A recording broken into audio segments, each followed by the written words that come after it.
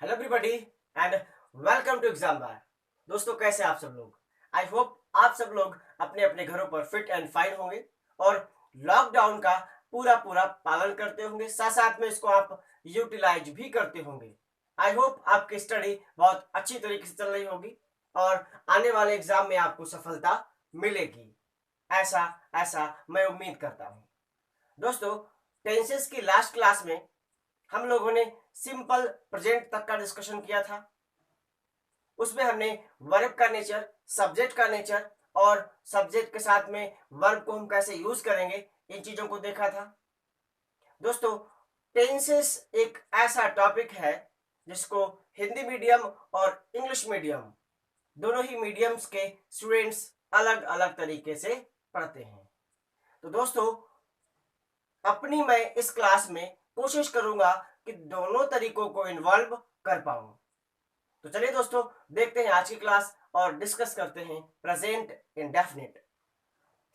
दोस्तों, किसी भी टेंस को पढ़ते टाइम पे सबसे पहले माइंड में एक क्वेश्चन आता है कि किस टेंस को, किस हिंदी में बोले गए वाक्य को हम इंग्लिश में किस टेंस के अकॉर्डिंग ट्रांसलेट करेंगे। तो इसको हिंदी मीडियम वाले अलग तरीके से समझते हैं, इंग्लिश मीडियम वाले अलग तरीके से समझते हैं। हम दोनों ही कंडीशंस को डिस्कस करेंगे। दोस्तों, अगर मैं प्रेजेंट इंडेफिनिट की पहचान करने की बात करूं तो इसको हिंदी मीडियम वाले कैसे पहचानते हैं? इसको हिंदी मीडियम वाले लास्ट के दो वर्ड्स, किसी भी वाक्य के लास्ट के दो वर्ड देखकर पहचानते हैं। जैसे जैसे पहचान लिखी जाती कि जिस वाक्य के लास्ट में ता है, ती है, ते है या ताहूं, कुछ ऐसे जब शब्द आ जाते हैं किसी भी वाक्य के लास्ट में, तो आप उसको प्रेजेंट इंडेफिनिट के अकॉर्डिंग ट्रांसलेट करते हैं, उसको प्रेजेंट इंडेफिनिट मानते हैं। दोस्तों, ये तो हिंदी मीडियम की बात हो गई, बट इंग्लिश मीडियम की कंडीशंस अलग है। इंग्लिश मीडियम की कंडीशंस अलग हैं। अब जरा हम उनको देखते हैं। दोस्तों, इंग्लिश मीडियम में हम लोग कंडीशंस देखते हैं। कंडीशंस का मतलब सेंटेंस किस टाइप का है, ये देखते हैं। तो इंग्लिश मीडियम से के लिए अगर मैं बात करूं तो वहां पर हम कुछ कंडीशंस को देखेंगे और वो कंडीशंस है ये। पहली कंडीशन क्या है? हम लोग अपने डेली रूटीन, कौन सा? डेली रूटीन के जितने भी सेंटेंसेस हैं उन सभी सेंटेंसेस को प्रेजेंट इंडेफिनिट में ही फ्रेम करते हैं। दोस्तों, डेली रूटीन क्या है? जैसे मैं सुबह 6 बजे उठता हूं, शाम को 4 बजे चाय पीता हूं, रोज सुबह बगीचे में टहलने जाता हूं। ये सब डेली रूटीन के एक्शंस हैं जो हम लोग, जो कार्य हम लोग डेली करते हैं, उन उन डेली होने वाले या डेली किए जाने वाले कार्यों को हम लोग प्रेजेंट इंडेफिनिट में ही राइट करते हैं। अच्छा, दूसरी बात, जितने भी हैबिचुअल एक्शंस होते हैं, कैसे? हैबिचुअल एक्शंस, हैबिचुअल एक्शंस का मतलब जो हमारी आदतें होती हैं, उन आदतों को व्यक्त करने वाले वाक्यों को भी हम लोग प्रेजेंट इंडेफिनिट में ही राइट करते हैं। अच्छा, आदतों को व्यक्त करने वाले वाक्य कौन से होंगे? जैसे हमने लिखा वह चाय पीता है, तो चाय पीना उसकी आदत है। हमने बोला वह क्रिकेट खेलता है, तो क्रिकेट खेलना उसकी आदत है। आप स्मोकिंग करते हैं, तो ये आपकी आदत है। तो जितने भी आदत को एक्सप्रेस करने वाले वाक्य होते हैं, सेंटेंसेस होते हैं, उनको भी हम लोग प्रेजेंट इंडेफिनिट में ही कन्वर्ट करते हैं। दोस्तों, अभी हम सिर्फ कंडीशन देख रहे हैं और बाद में हम इन सब पर कुछ सेंटेंसेस भी कन्वर्ट करके देखेंगे। दोस्तों, तीसरी कंडीशन हुई यूनिवर्सल, यूनिवर्सल फैक्ट्स। जो यूनिवर्सल फैक्ट्स होते हैं, कहने का मतलब जो सांसारिक हमेशा सत्य होने वाले फैक्ट्स होते हैं, उनको भी हम लोग प्रेजेंट इंडेफिनिट में ही डिस्कस करते हैं। जैसे हमने बोला सूर्य पूरब में निकलता है, तो ये यूनिवर्सल फैक्ट है। ये कभी भी इसको बदला नहीं जा सकता। सूर्य पूरब में अस्त होता है, ये यूनिवर्सल फैक्ट है, इसको कभी भी बदला नहीं जा सकता। हमने बोला धर्म की जीत होती है, ये यूनिवर्सल फैक्ट है, कभी भी इसको बदला नहीं जा सकता है। पृथ्वी सूर्य के चारों ओर घूमती है, यूनिवर्सल फैक्ट है, इसको कभी भी बदला नहीं जा सकता है। चीनी मीठी लगती है, यूनिवर्सल फैक्ट है, इसको कभी भी बदला नहीं जा सकता। तो ऐसे जो सेंटेंसेस है, ऐसे जो वाक्य हैं, वो यूनिवर्सल फैक्ट है, और यूनिवर्सल फैक्ट के वाक्यों को हम लोग प्रेजेंट इंडेफिनिट में ही ट्रांसलेट करते हैं। दोस्तों चौथी जो कंडीशन हुई वो कंडीशन है fixed future event. Fixed future event का मतलब क्या हुआ? कोई भी ऐसी इवेंट है, कोई भी ऐसा कार्यक्रम है जो अभी फ्यूचर में होने वाला है, आगे चल के फ्यूचर में होने वाला है, लेकिन उसकी डेट हमने फिक्स कर दी है, उसका समय हमने फिक्स कर दिया है। तो ऐसे फिक्स फ्यूचर के समय पर, भविष्य के फिक्स टाइम पर होने वाले एक्शंस को भी हम लोग प्रेजेंट इंडेफिनिट में राइट करते हैं। इस बात को भी आप समझ लीजिएगा। दोस्तों जब हम प्रेजेंट इंडेफिनिट को डिस्कस कर रहे हैं तो हम सारे टॉपिक, सारी कंडीशंस को कवर करेंगे और इसको हम कंपटीशन के लेवल पर ले जाके पढ़ेंगे।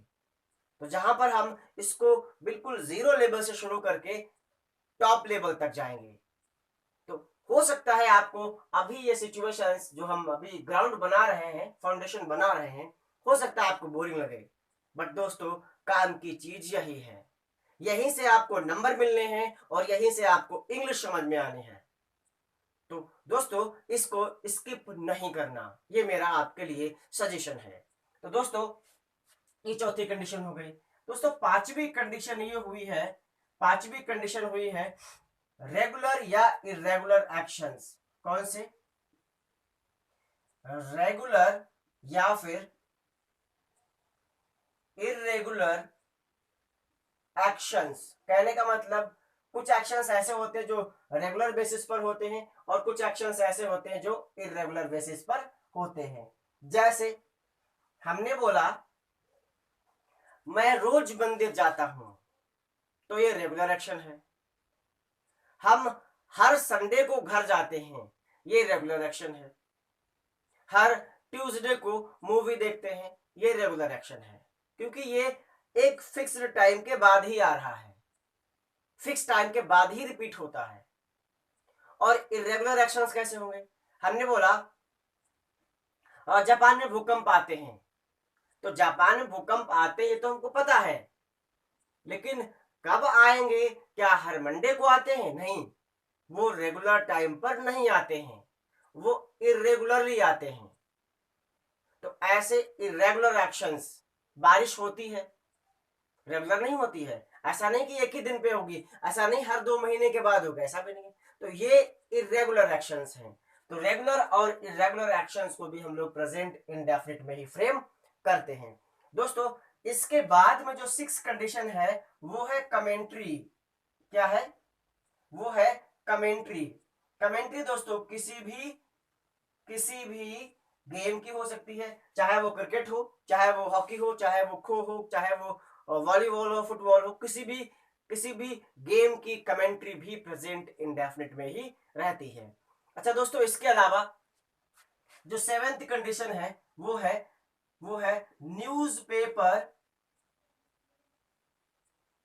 Newspaper headlines.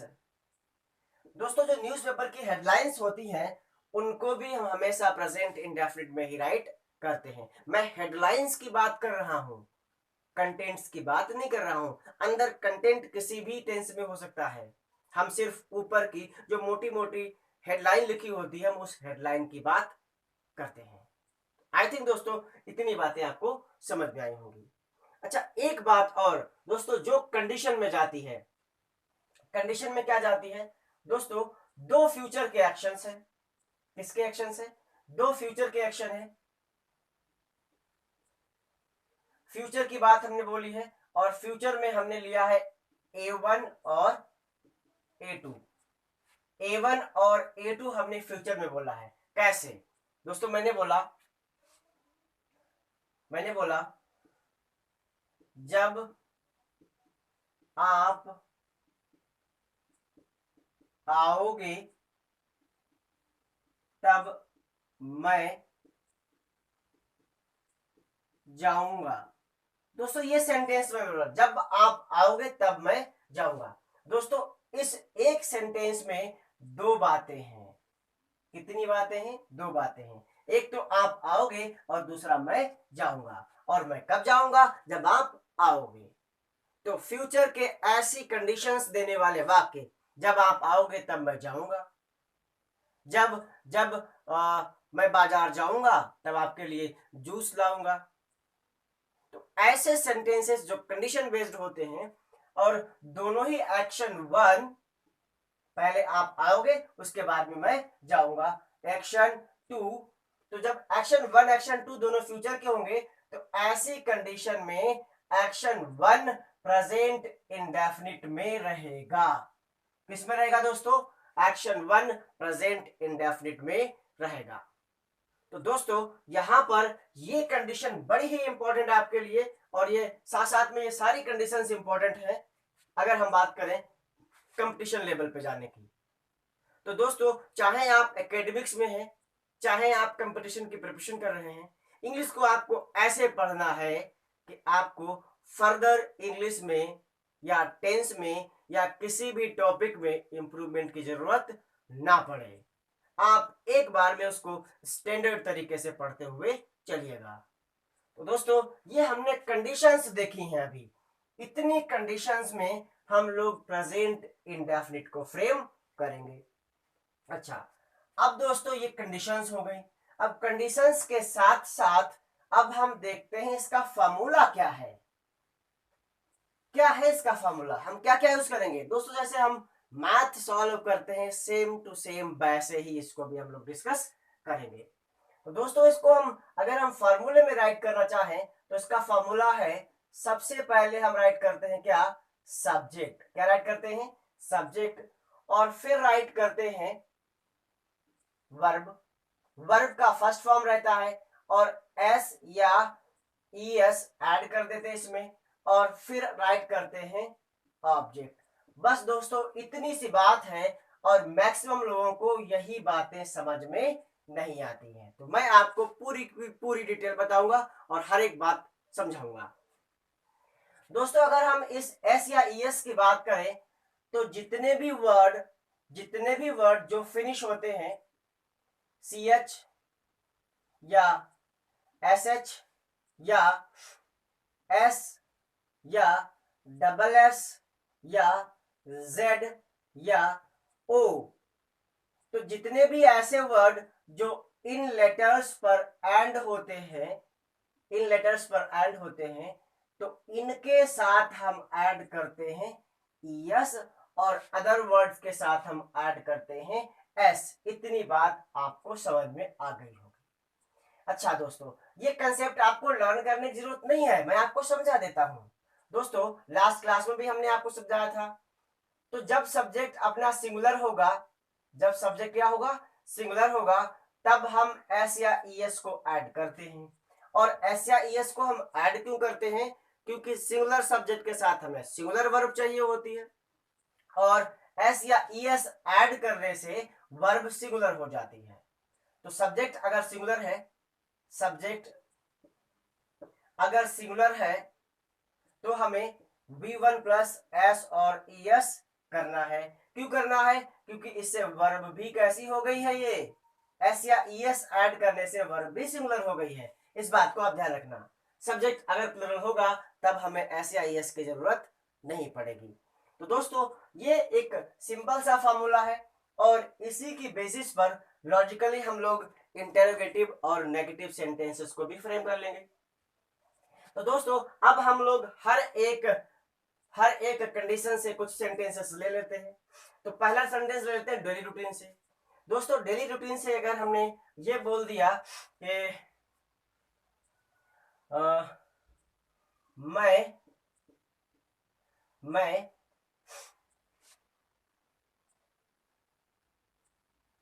रोज अखबार, सॉरी, मैं रोज अखबार पढ़ता हूं, मैं रोज अखबार पढ़ता हूं। दोस्तों इस सेंटेंस को अगर हमें फ्रेम करना है तो क्या लिखेंगे दोस्तों? सब्जेक्ट क्या हुआ? मैं। पढ़ता कौन है? मैं पढ़ता हूं। तो मैं के लिए हम क्या लिखेंगे? आई लिखेंगे। अच्छा दोस्तों, आई जो सब्जेक्ट है वो है प्लुरल। आई कैसा है? प्लुरल है। ये बात सिंगुलर और प्लुरल की हमने लास्ट क्लास में बताई थी। और जब सब्जेक्ट प्लुरल हो गया तो अब हमें वर्ब में एस या ईएस ऐड करने की कोई भी जरूरत नहीं है। और वर्ब क्या है? वर्ब है पढ़ता हूं। वर्ब क्या है? पढ़ता हूं। तो इसकी इंग्लिश हुई रीड। इसकी इंग्लिश क्या हुई दोस्तों? इसकी इंग्लिश हुई रीड। और बच्चा क्या क्या पढ़ता हूं? अखबार पढ़ता हूं। आ न्यूज पेपर, आ न्यूज पेपर आप कब पढ़ते हैं? डेली, डेली या पर डे। तो दोस्तों ये सेंटेंस फ्रेम हो गया, है ना? बड़ा आसान। और अब एक और सेंटेंस देखते हैं। मैंने लिखा रैंचो, रैंचो, रैंचो, रैंचो चाय पीता है। तो इस सेंटेंस को हमें कैसे फ्रेम करना है? तो सब्जेक्ट कौन है? रैंचो। क्या लिखा आपने? रैंचो। फिर का वर्ब क्या है दोस्तों? हमारी वर्ब की वर्ब क्या है? पीना। तो चाय पीने के लिए हम लोग क्या लगाते हैं दोस्तों? टेक। अब रैंचो है सिंगुलर, तो वर्ब में हमें एस या ईएस ऐड करना है। तो इसको हम क्या लिखेंगे? टेक्स लिखेंगे। रैंचो टेक्स, रैंचो पीता, क्या पीता है? टी। चाय पीता है। क्या पीता है? चाय पीता है। तो दोस्तों आई थिंक बात आपको समझ में आई होगी। रैंचो टेक्स टी, दा लगाने की जरूरत नहीं है क्योंकि स्पेशल चाय नहीं है, वो डेली पीता है। आई थिंक दोस्तों बात इतनी आपको समझ में आई होगी। इस बात को हम लोग डिटेल में एक बार फिर से डिस्कस करेंगे। पहले हम सारी कंडीशंस को डिस्कस कर लेते हैं। तो दोस्तों इसके बाद में क्या लिखा है? Habitual actions. क्या लिखा दोस्तों? Habitual actions. तो हमने बोला ठाकुर, सॉरी गब्बर,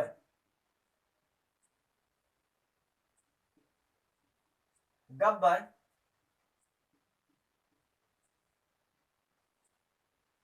गब्बर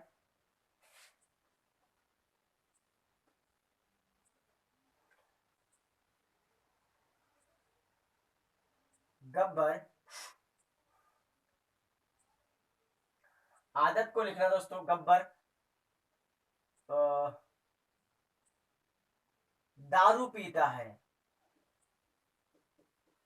गब्बर दारू पीता है। दोस्तों इसको हम कैसे फ्रेम करेंगे? इसकी आदत है। तो दोस्तों गब्बर के लिए क्या लिखेंगे हम? गब्बर। अब पीने के लिए क्या लिखेंगे? ड्रिंक। क्या लिखेंगे दोस्तों? ड्रिंक लिखेंगे। ये हमने ड्रिंक लिख दिया। अब ड्रिंक तो लिख दिया दोस्तों, गब्बर है सिंगुलर, जो सब्जेक्ट अपना कैसा है? वो सिंगुलर है। और सिंगुलर के साथ में हमें सिंगुलर वर्ब चाहिए, और सिंगुलर वर्ब करने के लिए आपको इसमें एस या ईएस लगाना पड़ेगा। तो क्या हो जाएगा? गब्बर ड्रिंक्स क्या पीता है? वाइन, मतलब शराब पीता है, या दारू पीता, शराब पीता है। यहाँ पे दारू को थोड़ा हम लोग शराब लिख देते हैं, गब्बर शराब पीता है। तो अब ये बिल्कुल ठीक हो गया, गब्बर ड्रिंक्स वाइन। दोस्तों आई थिंक इतनी बात आपको समझ में आई होगी। दोस्तों आज की क्लास में बस इतना ही। नेक्स्ट क्लास में हम लोग सारी कंडीशंस को और भी कुछ एग्जांपल्स को डिस्कस करेंगे, ताकि आपको चीजें और भी अच्छे से समझ में आ जाए। दोस्तों क्लास को लाइक करिए, मैक्सिमम शेयर करिए, और चैनल को सब्सक्राइब तथा बेल आइकन को भी प्रेस करें। Thank you. जय हिंद।